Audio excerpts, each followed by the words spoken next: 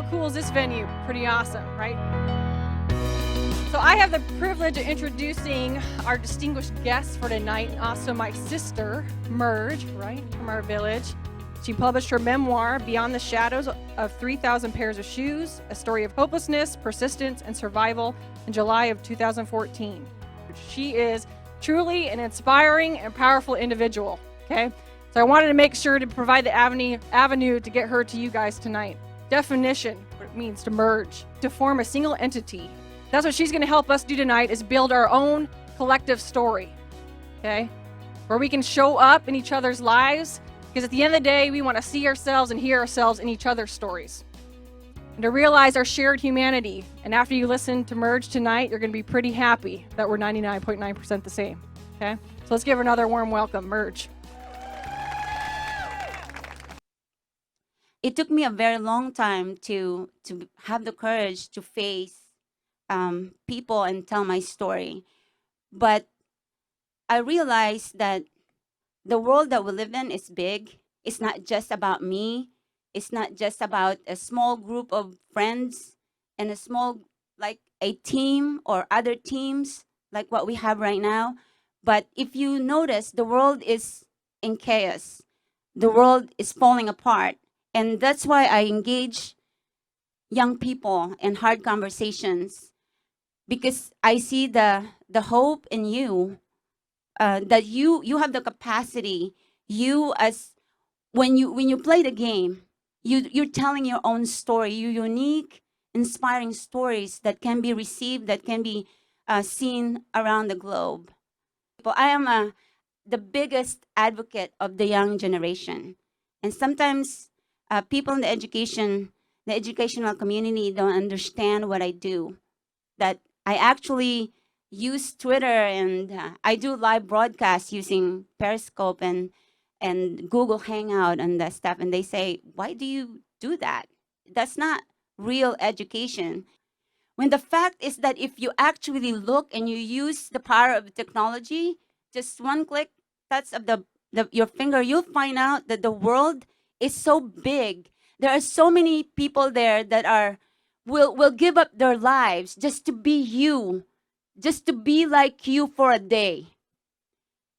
And if you don't know what I'm talking about, you can search and search for places like Raqqa, Aleppo, Ramadi, Tikrit, Mosul, Fallujah. These are the places where there are women they live by the hour. They're getting killed. And sometimes we don't know this because we're busy and we're consumed with our lives and what we do. But I ask the young people to look beyond what we're doing. Sometimes I listen to students or some athletes, and I hear them say, "My life sucks. I don't do anything. I just go to school, practice, school, practice, school, practice. This is what I do." But if you just understand, there's women right now. There are only two things. There are also two things happening to them: rape, tortured, rape, tortured, rape, tortured. That's all what's happening to them. Well, you only have to go to school and practice. And sometimes they also get killed. I know it's hard. Our life it's not easy. And it's hard to tell the story, but this is the only time when I tell my story, I get an opportunity to tell the story of those people who can never be here, who'll never have a chance.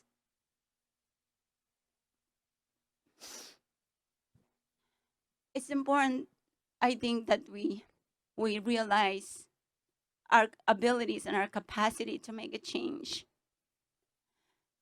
You, as young people, as athletes, you're sharing your stories, your unique, inspiring stories that can move, inspire, and empower others. Especially a story of someone your age, Kayla Mueller. Did anybody here or know about her? She is the person why I get up every day. I never forget about her. She inspired me. And she's not someone from the 50s or the 70s. she's like you guys, young, with so much promise and beautiful, with future. In 2013, she was going to go to Syria to help Doctors Without Borders, and she got taken by ISIS. And with the first time they captured her, they pulled her nails. And for over a year, she suffered under the hands of ISIS. And I know that when she was captured, I know that I was at a coffee shop having my favorite non-fat cappuccino while this young girl, her nails were being pulled. She waited for help for a year, but help didn't come, and ISIS killed her. I feel that the world did not show up for Kayla.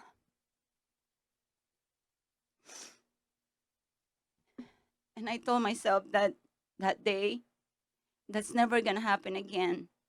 Because I see Kayla in you, young people, with courage, compassion, commitment, resilience.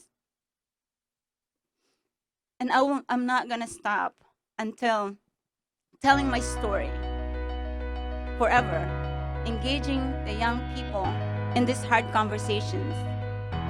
Because I know that you already have it in you. You already know it. You already know how to show up. We just have to go look further and more and global. I'm really fortunate for having this opportunity to be here tonight. And I think you are the best, and I know you are the best audience I will ever have. And this is the biggest stage I will ever be. And I thank you very much. You are bold, courageous, and unstoppable. Thank you.